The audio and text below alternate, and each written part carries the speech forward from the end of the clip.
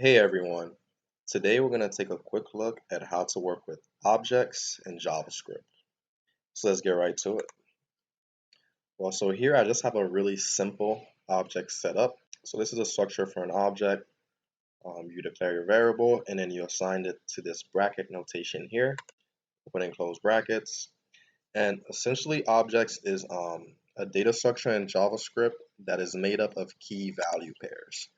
So normally when you were working with like an array, you would have your square bracket notation, and then you just add whatever you want in there as so, and then you'd be able to access them by their index. But for an object, it's made up of key value pairs, okay? So for this object here, we have all of our keys here, make, model, year, 0, 1, and 0, 2. And the thing on the right side of this of the colon is our value for all those different keys. So there's two ways that we can access properties on an object. One is when the dot is with the dot notation, and the second way is with the bracket notation. So if we come here on line 11 and we do a console.log of car.make, we're going to go ahead and get Cadillac printed to our console. There we go. And the second way that we can go ahead and access values on an object is by using the bracket notation. So instead of doing this dot notation, we could do something like this. Car, and then you pass in make inside of it as so, and we still get Cadillac printed to the console. Cool. So those are the two ways you go about accessing properties on an object. So one thing to keep in mind when working with objects, so let's say you have a key that has digits as the key.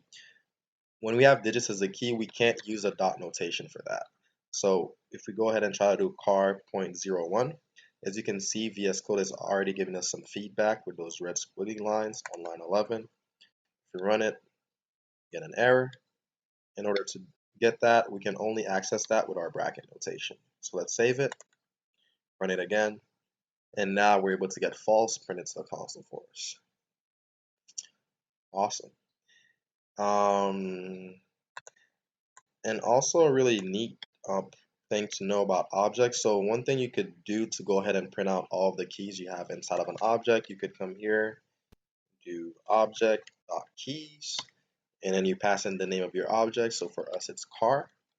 We save it, and now it's going to print all of the keys to the console for us. 1, 2, make, model, year. If we want all the values, object.values, we give it a run, and we get all of our values. And let's say we had a function as our value for one of our keys in our object. The way we would go about accessing that is we would come here and do something like, so if we come here and just do console.log of car bracket 02, it's just going to log that there's a function as a value for us there. But if we want to run that function, we're going to have to invoke that function. So since we already have a console log on line 7, I'm going to come here and remove this console log here. And I'm just going to call that function just as so. Give it a run. Now we get this car is a 2020 Cadillac Escalade. Cool. So if you enjoyed this video, that's pretty much all we're going to go over. That's kind of how you go about working with objects in JavaScript. These are going to come really useful when you're working with like API calls and you're receiving responses in JSON format.